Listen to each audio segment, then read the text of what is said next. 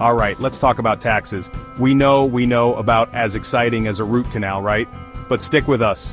We're not talking about the big, scary ones that show up on your paycheck. We're talking about the sneaky little buggers hiding in plain sight. Think about your last trip to the store. Milk, eggs, that entirely necessary jumbo bag of gummy bears. All harmless, right? Wrong.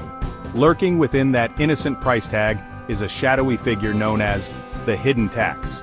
These taxes are like that friend who eats all your snacks but never chips in for more. You know they're there, quietly draining your resources, but you can't quite put your finger on it.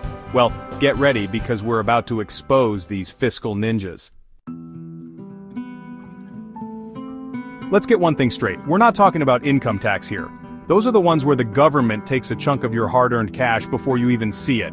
No, we're talking about indirect taxes. Indirect taxes are sneaky. They're like the magician's assistant. You know something fishy is happening, but you can't figure out how they're doing it.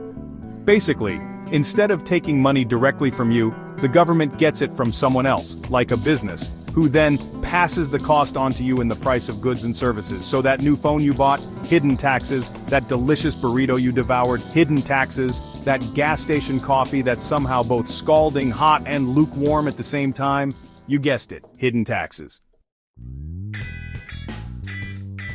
Let's start with the familiar faux sales tax. It's something we all encounter, yet often overlook in our daily lives. This sneaky devil is the reason why the price on the tag never seems to match what you actually pay at the register.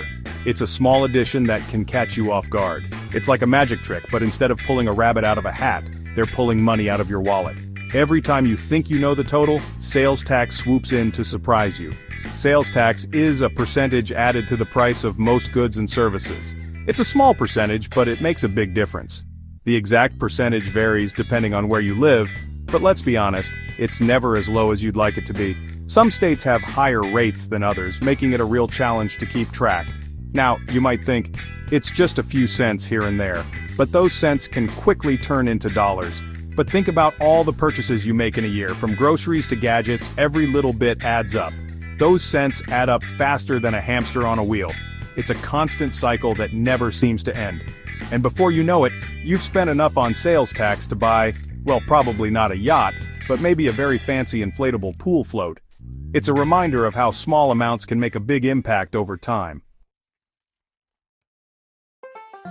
Section 4, VAT, not just for fancy cheese. Next up we have the value-added tax, or VAT as the cool kids call it. This tax is a little more complex than sales tax, but don't worry, we'll explain it in a way that even a goldfish could understand. Imagine a loaf of bread. The farmer who grows the wheat pays a VAT on the wheat. The miller who grinds the wheat pays a VAT on the flour. The baker who makes the bread pays a VAT on the dough. And finally, you guessed it, you pay a VAT on the finished loaf of bread. It's like a game of hot potato, but instead of a potato, it's your money. And instead of tossing it around, the government is taking a bite out of it at every stage. Delicious, right? Section 5, excise tax, the sin tax, and other fun stuff. This is where things get interesting and a bit controversial. Finally, let's talk about excise taxes, often referred to as the sin taxes. These are taxes on specific goods and services that the government wants to discourage us from using. Think of them as the government's way of nudging us towards healthier choices. They're like the fun police of the tax world, always there to remind us of our vices. Often called sin taxes, excise taxes are slapped on things like alcohol, which many enjoy in moderation, tobacco, which has well-known health risks, and sugary drinks, which are linked to obesity and other health issues. The idea is that if you make these things more expensive, people will consume less of them. It's a form of social engineering through taxation. Of course, whether or not that actually works is a debate for another time. Some argue it just makes life more expensive for those who can't kick the habit. But excise taxes aren't just limited to vices. They can also apply to everyday necessities and luxuries. They can also apply to things like gasoline, which we all need to get around, airline tickets for your next vacation, and even indoor tanning sessions. So, the next time you're filling up your tank, remember that part of that cost is an excise tax. Jetting off to a tropical island for some much-needed relaxation? Yep, there's an excise tax on that too. Or working on your tan at an indoor salon? You guessed it, excise tax applies. Remember, the government is right there with you, silently taking its cut, no matter what you're doing. Section 6. Feeling the pinch: how hidden taxes impact your wallet. Now you might be thinking, okay, so I'm paying a few extra bucks here and there. What's the big deal? Well, my friend, it's time to talk about the impact on your wallet. Those hidden taxes add up. Think about it. Sales tax on everything you buy, VAT on practically every step of the production process, excise taxes on your guilty pleasures, and some not so guilty ones. It's death by 1,000 cuts, except instead of cuts, it's taxes. And instead of death, it's just a slightly emptier wallet.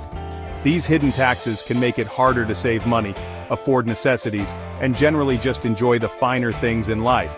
And for people living paycheck to paycheck, these extra costs can make a real difference. Section 7. Be a tax detective. Tips for spotting hidden costs. Hidden costs can sneak up on you, but with a little vigilance, you can spot them before they take a bite out of your budget. So, what can you do about these hidden taxes? They can be tricky, but not impossible to uncover.